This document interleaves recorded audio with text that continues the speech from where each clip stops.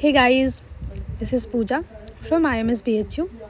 तो अभी हमारा ये सेल चैप्टर हम पढ़ रहे हैं, ठीक है। 11th NCERT का 8वां चैप्टर है ये। तो अभी हमने 2 लेक्चर कवर कर लिया, ये तीसरा लेक्चर है ना।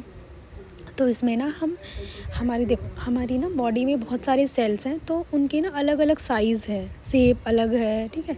तो अब हम वो पढ़ते हैं कि कौन सी सेल का साइज़ कितना है, लेंथ कितना है और उसका शेप कैसा है, ये सब पढ़ते हैं, ठीक है।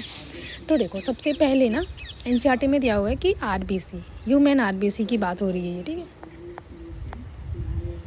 है ना। ये ह्यूमन RBC की बात हो रहा है, जो कि ना इसका शेप बाइकॉन्केव होता है और ये डिस्क शेप का होता है। बाइकॉन्केव कैसा होता है? कॉन्केव देखो, आपने ना स्पून देखा होगा, है ना। तो ये वाला कॉन्केव होता है और ये वाला सरफेस कॉन्वेक्स होता है, ठीक है। तो वैसा ही कुछ बाइकॉन्केव और डिस्क शेप्ड होता है, ठीक है। और इसका जो डायामीटर होता है ना, वो 7 माइक्रोमीटर होता है, ठीक है। तो ये आपको लर्न करने हैं, कुछ कुछ पॉइंट्स, ठीक है। ये सारे हम साइज़ ही पढ़ रहे हैं, ठीक है। देखो, WBC जो है, इसका शेप कैसा होता है? अमीबॉयड होता है और इरेगुलर होता है, ठीक है। अमीबॉयड अमीबा आपने सुना होगा, अमीबा जैसा, है ना। अमीबा जैसे अपने शेप को चेंज कर सकता है, तो ऐसे WBC भी होते हैं। ये अमीबॉयड होता है और इरेगुलर शेप होता है इनका, ठीक है। कॉलमनर सेल्स जो होते हैं, ये ना बहुत थिन होंगे, ऐसे ऐसे पतले पतले होंगे, है ना। कॉलम्स जैसे बहुत ही पतले और लंबे होते हैं, ठीक है। और इनका जो न्यूक्लियस होता है ना, वो नीचे की साइड में, जैसे कि ये कॉलमनर सेल्स हैं, इनका जो न्यूक्लियस है वो ऐसे नीचे की साइड में प्रेजेंट होता है, ठीक है। अभी मैं बुक में डायग्राम दिखाती हूँ, है ना। अब देखो, नर्व सेल्स होती है। नर्व सेल्स जो ये ब्रांच्ड होती है और लॉन्ग होती है, ठीक है। ये देखो, जो नर्व सेल्स होती है ना, ये लॉन्गेस्ट सेल है हमारी बॉडी का। अगर आपसे पूछे लॉन्गेस्ट सेल कौन सी होती है, तो नर्व सेल होती है। ये लॉन्गेस्ट सेल है, ठीक है। लार्जेस्ट नहीं है, देखो, क्योंकि देखो लार्जेस्ट क्या होता है, लॉन्गेस्ट मतलब कि सबसे लंबी, ठीक है। देखो, लॉन्गेस्ट का मतलब होता है सबसे लंबी, ठीक है। मगर लार्जेस्ट का मतलब, ये देखो, ये ना साइज़ की बात कर रही है। मतलब लार्जेस्ट मतलब अगर कहीं टर्म आ गया ना, तो इसका मतलब होता है लेंथ और प्लस मोटाई, दोनों उसमें इंक्लूडेड है, ठीक है। साइज़ की बात आ गई। तो अगर आपसे कोई पूछे कि largest cell of human body, तो मतलब sorry, longest cell of human body, तो वो तो नर्व सेल्स हो जाएगी, ठीक है। और अगर कोई लार्जेस्ट सेल पूछे, तो वो ऑस्ट्रिच का सेल होता है, ठीक है। ऑस्ट्रिच होता है। अब देखो मेसोफिल्स के बारे में। मेसोफिल सेल्स क्या होती है? ये ना प्लांट्स के लीफ में प्रेजेंट होती है, प्लांट्स की जो लीव्स होती है ना, उसमें प्रेजेंट होती है, ठीक है। अब इनके ना अंदर बहुत सारे क्लोरोप्लास्ट होते हैं, लाइक 20 से 40 क्लोरोप्लास्ट होते हैं, ठीक है। और जो फोटोसिंथेसिस होता है ना, वो मेसोफिल सेल्स में ही होता है। प्लांट में जहाँ भी फोटोसिंथेसिस होता है, तो हम हमेशा से पढ़ते हैं कि फोटोसिंथेसिस तो लीफ में होती है। अब लीफ में एग्जैक्टली होती क्या है, तो वो मेसोफिल सेल्स में, ठीक है। तो ये आपको ध्यान रखना है। और इसकी जो साइज़ होती है ना, वो राउंड और ओवल होती है, ठीक है। ये तो पता ही है। अब देखो, एक ना टिपिकल यूकैरियोटिक सेल्स होती है।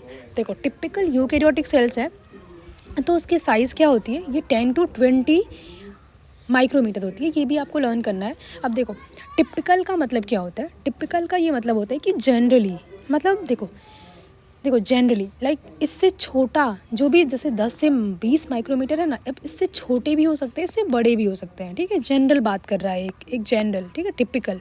टिपिकल इसलिए हमने बोला, ठीक है। Typical eukaryote. जब मैं पढ़ती थी ना, तो मुझे नहीं समझ आता था टिपिकल का मतलब क्या होता है। बस मैंने रट लिया था, अच्छा टिपिकल यूकैरियोटिक सेल कुछ होता होगा, उसकी लेंथ, उसकी जो साइज़ है वो इतनी होती है। बट वही टिपिकल का मतलब होता है जनरल, ठीक है। इससे छोटा भी हो सकता है, इससे बड़ा भी हो सकता है, ठीक है। अभी देखो, अब हम पढ़ते हैं typical prokaryote cell. Typical prokaryotic cells जो होती है, उनकी जो साइज़ होती है, वो 1 to 2 माइक्रोमीटर साइज़ होती है, ठीक है। अब देखो, यहाँ पे क्या होता है कि ये देखो, ये ना NCERT में आपके दिया होगा। जैसे मैं पढ़ती थी, तो मैं भी कंफ्यूज रहती थी कि ये दो जगह, देखो एक जगह तो दिया, देखो प्रोकैरियोट में बैक्टीरिया वगैरह तो प्रोकैरियोट्स ही होते हैं ना, तो एक जगह NCERT में लिखा हुआ है कि जो प्रोकैरियोट है, तो टिपिकल प्रोकैरियोटिक सेल है, उनकी जो साइज़ होती है वो 1 to 2 माइक्रोमीटर है, ठीक है।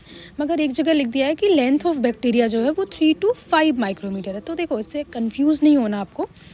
देखो यहाँ पे जो टिपिकल प्रोकैरियोट की बात की गई है ना 1 to 2 माइक्रोमीटर, ये साइज़ की बात की गई है, ठीक है। मगर ये जो बैक्टीरिया का लिखा है 3 to 5 माइक्रोमीटर ना, ये केवल लेंथ की बात की है, ठीक है। अब एनसीईआरटी ध्यान से पढ़ना तो समझ आएगी ये चीज़ें, ठीक है।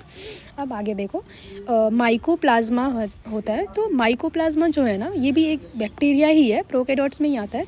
इसकी जो लेंथ होती है वो 3 माइक्रोमीटर होती है, ठीक है। अब इसी में एक और जगह दिया है कि पीपीएलओ जो है, तो उसके बारे में बात करिए। तो देखो पीपीएलओ जो है ये भी एक तरीके का माइकोप्लाज्मा ही है, ठीक है।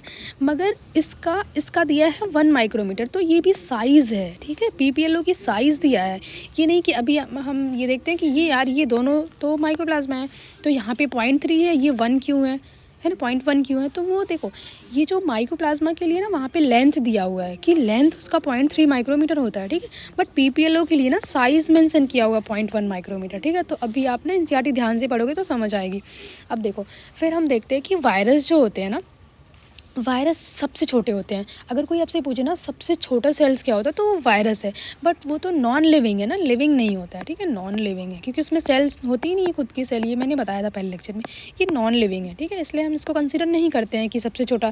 देखो अगर आपसे पूछे दुनिया में सबसे छोटा लिविंग ऑर्गेनिज्म कोई अगर है, दुनिया में सबसे छोटा लिविंग, LO लिखा है मैंने, ठीक है, लिविंग ऑर्गेनिज्म